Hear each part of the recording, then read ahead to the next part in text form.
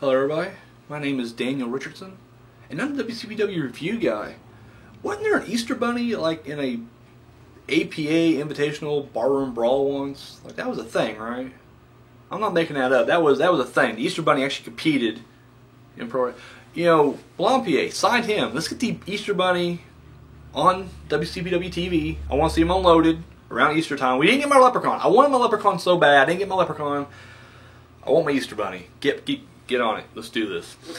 And this is the unofficial WCPW Top 10. And yeah, this is first time we had two big events. Like normally it's every now and then you may get like a loaded and then special event. It's rare. Mostly it's usually like a loaded and like a reloaded or a bonus match or whatever. But literally two full-size events: Bulletproof and the Pro Wrestling World Cup English Qualifier, all together like in 1 week. So yeah, we have some crazy changes here. Got a lot of moving around. And then of course, I also want to throw up real quick, just to clarify so everybody knows. So we had the Prestige this past week headlined the qualifier, and I was just like, all right, how's this work in my little tag ranking thing? And I decided, until, like I said, they actually win tag titles and then start passing around like a drunk girl at a frat party, we're going to keep the teams kind of separated. So I figure since we've already established that Coffee and Banks teamed once together, and they kind of put themselves in the tag division, I just went ahead and threw Gunn and Hendry as the other part prospect. And I'll just say right now, in the future, any other combinations, there's going to be a fresh tag team and thrown in there. May not be popular, but once again, our tag division is littered with mostly one-off tag teams and injury tag teams, like Slater and Moss. I mean, still eligible in the tag division, but Moss has been out for a little bit. Or Swords of Essex, one half of them, same thing. So yeah, it's what it's gonna be. Once again, I'm open for criticism. You don't like it, you can drop the comments down below. But that's just how it's gonna be. So let's get into it. Top 10 WCPW tag teams. We're starting off at number 10. They dropped a couple spots. I'm talking about Luke King Sharp and Kid Fight. Yeah, at number 9 though, making their debut on this list, I'm talking about the tag team of Matt Riddle and Liam Slater. They debuted at Bulletproof and actually went after tag titles in a Texas Tornado Spot Fest match. Lost, however, would come back at the English Qualifier World Cup and would win against Prospects. So boom, and it got them up on the board. So there you have it. At number 8, the Prestige, and this is the BT Gunn and Joe Hendry combo. And of course, they headlined the World Cup, or I guess I should say the English Qualifier, and yeah, they won with their team against the Bullet Club. So, and just so we are clear, I didn't do that with the Bullet Club either because I feel like Gabriel Kidd is just a one-off member. And the Young Bucks are already a tag team, so they're already on the list, even though they've lost both matches already. And so Adam Cole that was just more of a singles thing for him. So, yeah, that's all the clarification I need to give. But yeah, Prestige making her debut, that half of Prestige making her debut on the list. So there you have it at number 8. At number 7, it's the for a second week in a row, the tag team of Bad Bones and Drake. At number 6, dropping a spot, Drago and El Hijo de Dos Caras. At number 5, dropping a spot, Swords of Essex. Of course, the Paul Robinson, Scott Wainwright combo. At number 4, dropping a spot. They did not have a good week this week. Talk about Prospect. Losing at Bulletproof. They're in the Fatal 4-Way for the tag titles. They lost that. And then would turn around and lose to Riddle and Slater later on in the evening. At the English Qualifier. So, yeah, not a good week, and they dropped a spot. At number 3, though, rising up 3 spots. 3 spots. The Prestige, the other half, the Coffee Banks combo. And of course, once again, they headlined the English Qualifier and they won their match. So there you have it. At number 2 for a second week in a row, we got Moss and Slater. And at number 1, also for a second week in a row, the Swords of Essex. And of course, I'm talking about Scott Wainwright and Will Ospreay. And of course, they defended successfully in the Texas Tornado Spot Fest match for the tag title. So there you have it. Boom. So congratulations to the Swords of Essex. You are unofficially and officially the #1 tag team in WCPW. Moving on now to the women's division. At number 5, for a 3rd week in a row, Little Miss Roxy. At number 4, also for a 3rd week in a row, Ivelisse. At number 3, for a 2nd week in a row, Nixon Newell. At number 2, she defeated Lana Austin at Bulletproof. I am talking about Viper. And at number 1, for an astounding 10 weeks running, damn, she is the WCPW Women's Champion. I'm talking about Bea Priestley. And of course, she successfully defended the title against Tessa Blanchard. So, congratulations, Bea, unofficially and officially, #1 woman in WCPW. So, yeah, now moving on to the singles.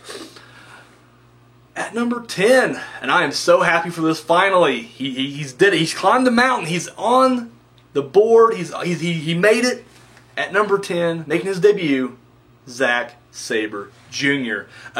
Started off kind of weak for him this week because he ended up losing the triple threat match for the Ring of Honor World title against Adam Cole and champion Christopher Daniels. However, at the English qualifier, winning back-to-back, defeating Marty Scurll in a hell of a match, like one of the greatest matches ever, and of course Jimmy Havoc as well. Zack Sabre, man, you qualified for the World Cup, and guess what? You made the top 10. So congratulations, number 10, Zack Sabre Jr. At number 9, dropping 3 spots, Primate. At number 8, also dropping 3 spots, Cody Rhodes. At number 7, dropping 3 spots. Not a good week for this guy either. I'm talking about El Ligero. He lost. First, he lost in the Magnificent 7 match, and then just yesterday he lost to Christopher Daniels for the Ring of Honor World title.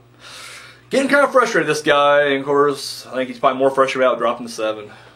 I'm joking, he don't even watch the show, but anyways, at number 7, El Ligero. At number 6, he's up 2 spots. Talk about Mr. Martin Kirby. Started off great. He won the Magnificent 7 match we've been talking about. However, didn't fare so well in the English qualifier, losing in the first round to Will Ospreay. So, but still, number 6, Martin Kirby. Number 5, he's up 3 spots. This is a guy who's phenomenal, and I'm surprised he isn't higher than this. But once again, it's the way it happens, I guess. It's the way the formula works out. But he's definitely shot up 4 spots right here. Talking about Will Ospreay, co-holder of the WCPW Tag Team Championship, and of course at the English qualifier, won both matches, defeated Martin Kirby and Rampage, moving on to the finals. So congratulations, Will Ospreay. At number 4, he is the WCPW World Champion, Drew Galloway. He had 1 successful title defense at Bulletproof, defeating Joe Coffey, and then would go on to defeat Ricochet. It's early and there's a lot of wrestling. This is a ton of wrestling that happened in just 1 week, so bear with me. But he defeated Ricochet at the English qualifier. So there you have it. Real good week for Galloway, and yeah, moved up 3 spots. So way to go, Drew. You still didn't get to number 1. You're the only champion who's held the belt who has not been at number 1 on my list. It's insane. Keep winning. No more losing for you. No more losing at all. Win, and win big. At number 3, dropping a spot. He dropped the spot. We just mentioned him. It's Joe Coffey. Of course, he had a match against Drew Galloway for the title and came up empty-handed, so he has dropped a spot.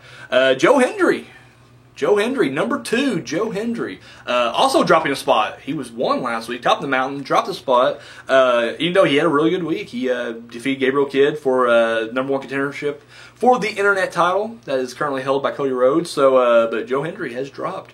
Who dethroned him? At number 1, Rampage. Haven't seen this in a while. Rampage, number 1. He was 3 last week. Bumped up 2 spots because he had a really good week. Squashed Drake at Bulletproof, and then of course he won against Nick Aldis in the first round of the English qualifier. Unfortunately, he did come up empty-handed in the second round of the English qualifier to Will Ospreay. However, snuffed the game up to the top of the mountain. So Rampage, unofficially, you are the number 1 guy right now in WCPW. Hopefully that will carry over with you into State of Emergency when you go up against World Champion Drew Galloway. So there you have it. So guys, there it is. Once again, a big congratulations to the Swords of Essex, Bea Priestley, and Rampage. You guys are unofficially, and in some cases officially, the number 1 wrestlers in your respective division. So there you have it. If you guys agree with my list, if you disagree with my list, if you guys just want to chat, I don't care. Drop the comments down below. below.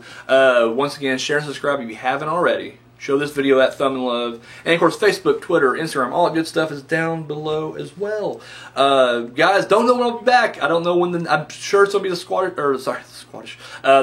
qualifiers. I'm pretty sure they already had it. I stayed away from social media because the English qualifiers already, like, they were taped like last week.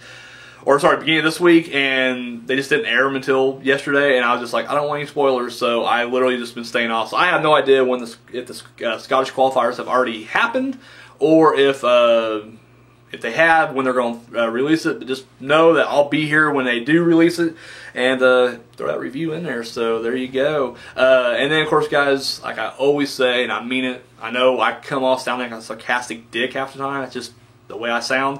But thank you. Thank you so much for watching. It means a lot to me. That's all I got, guys. Until next time.